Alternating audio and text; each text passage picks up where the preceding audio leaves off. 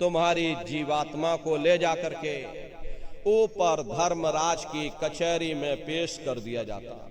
वहां पलक झपकते ही तुम्हारे अच्छे और बुरे कर्मों का हिसाब किताब हो जाता। अरे धर्मराज तुमको सजा सुना देते कि ले जाओ इनको फलाने नरक में डाल दो, क्योंकि मैंने इनको मौका दिया था जब ये माँ के घर में उल्टे लटके हुए थे, सिर इनका जब नीचे था और पैर जब इनके ऊपर थे, माँ के घर में जब ये उल्टे लटके हुए थे, जठराग्नि में जब ये तप रहे थे, उस समय इन्होंने मुझसे प्रार्थना की थी कि हे मालिक, अब प्रभु कृपा करो वे भांति और सब तज भजन करह दिन राति। कि हे परमात्मा, इस बार हमको मौका दे दो, हमको मनुष्य शरीर दे दो, हम भजन करेंगे, भक्ति करेंगे, हम अपनी जीवात्मा का कल्याण करेंगे। तो मैंने इनकी प्रार्थना को स्वीकार कर लिया और इनको मैंने सुंदर सा ये मनुष्य शरीर दे दिया और कह करके मैंने भेजा था कि भाई ये मनुष्य शरीर ये किराए का मकान है, ये तुम्हारा अपना नहीं है। अगर ये तुम्हारा अपना होता तो हमेशा तुम्हारे पास रहता। ये तुम्हारा अपना नहीं, ये मैंने तुमको कुछ समय के लिए किराए का ये मकान दिया है। हाँ, तुम अपनी जीवात्मा को मेरे किराए के मकान में बैठा करके और मालिक की भक्ति करके समय रहते अपनी जीवात्मा को जगा लेना, अपनी जीवात्मा का कल्याण करा लेना। अरे मैंने कुछ समय के लिए तुम सबको ये किराए का मकान दिया है और जब समय पूरा होगा तो मैं अपने सिपाहियों को ऊपर से भेजूंगा और उस समय पर तुम मेरे किराए के मकान को खाली कर देना। लेकिन इतना ध्यान रखना, जैसा साफ सुथरा मैंने तुमको ये किराए का मकान दिया है, वैसा ही साफ सुथरा तुम मुझको वापस लौटाना। लेकिन इस किराए के मकान में बैठ करके इन्होंने बुरे खोटे पाप कर्म कर डाले। मेरे किराए के मकान को इन्होंने अपने कर्मों से गंदा कर दिया, इसलिए कर्मों की सजा इनको मिलेगी।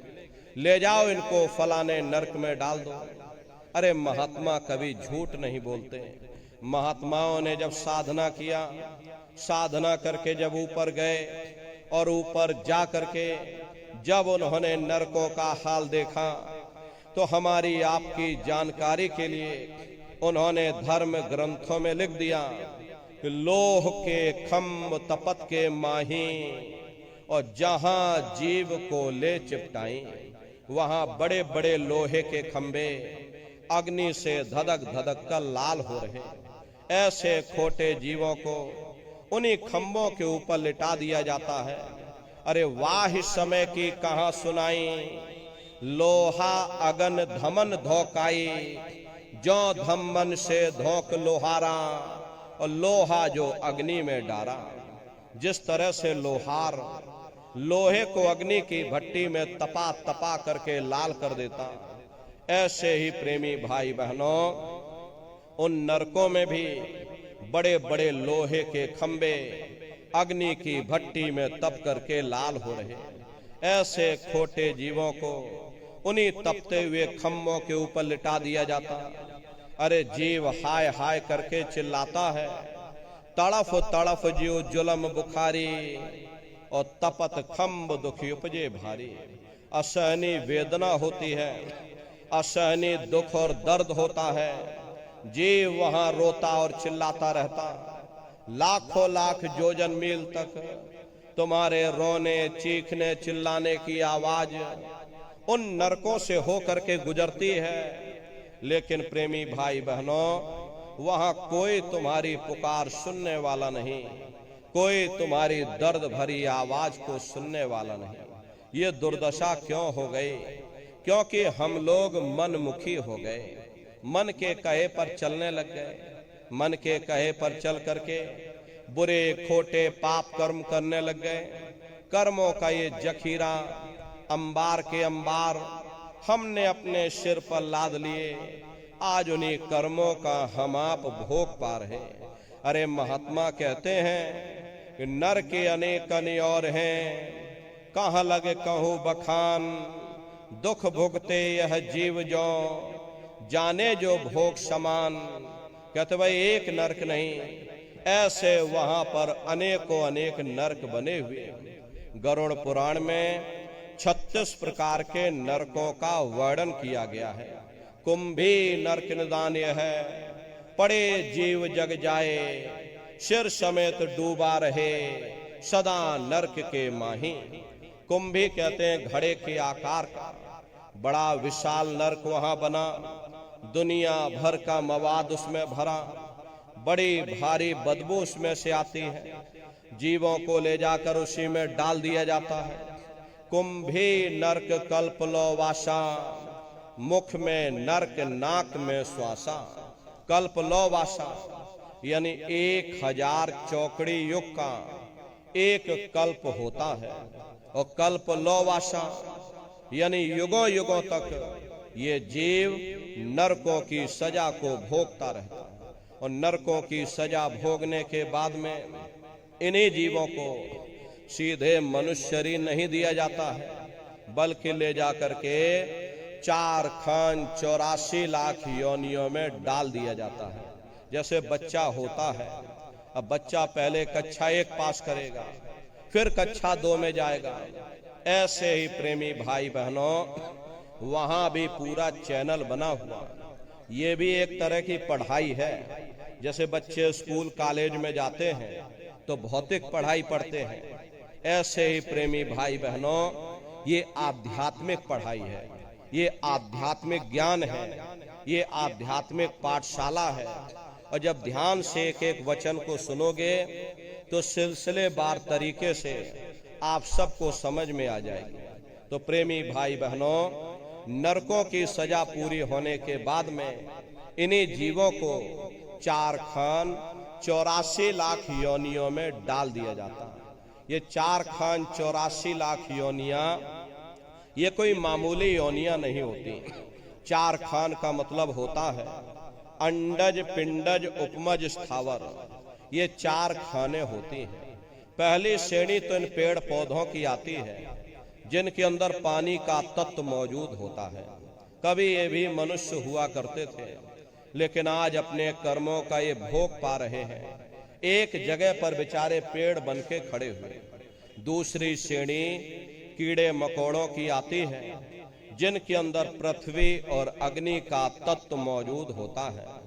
तीसरी श्रेणी पंछियों की आती है, चौथी चौपाए जानवरों की आती है, और 5वीं स्वयं इंसानों की आती है जिसके अंदर 5 तत्व जल पृथ्वी अग्नि वायु आकाश 5 तत्व मौजूद होते हैं। प्रेमी भाई बहनों, ये 4 खाने हैं, इनकी अलग अलग कुल 84 लाख योनियां होती हैं। अब आप पेड़ पौधों को ही देखिए तो ये आम का पेड़ अलग है, नीम का पेड़ अलग है, पीपल का पेड़ अलग है। ऐसे ही अलग अलग प्रजातियों के कीड़े मकोड़े, अलग अलग प्रजातियों के पशु और पंछी, कुल मिलाकर के 84 लाख योनियां हैं। हम दुनिया के जीव नरकों की सजा भोगने के बाद में इन्हीं 84 लाख योनियों में डाल दिए जाते हैं। अरे मामूली कष्ट नहीं होता।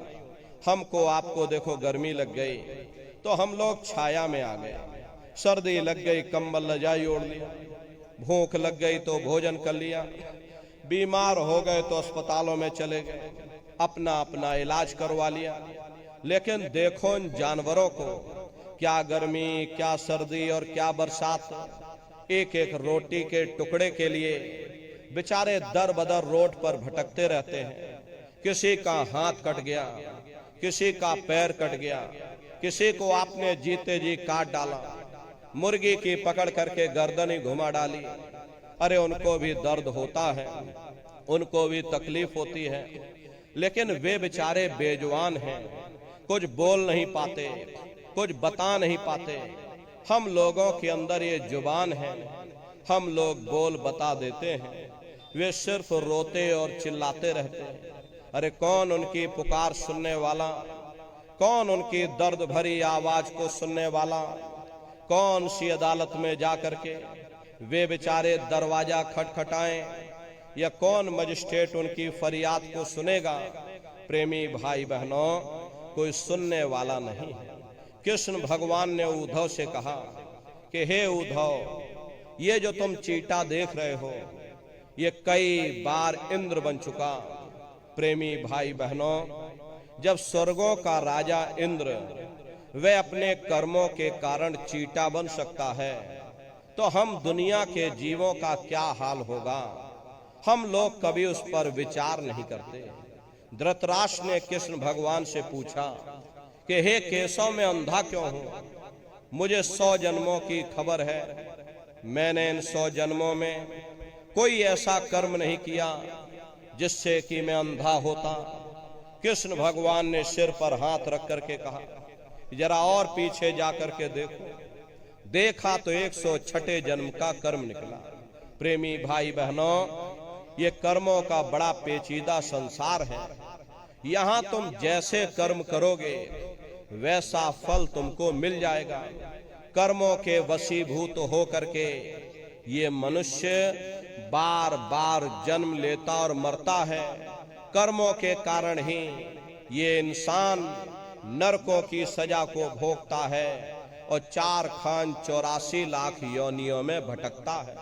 कई जन्म भय कीट पतंगा, कई जन्म भय मीन कुरंगा, कई जन्म पंखी सर्प होयो, कई जन्म हैवर वृक्ष जोयो।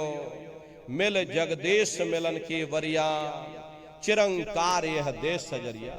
करोड़ों करोड़ युगों से हम आप नरकों की सजा भोगने के बाद में फिर कभी कीड़े पतंगों की योनि में डाल दिए जाते हैं,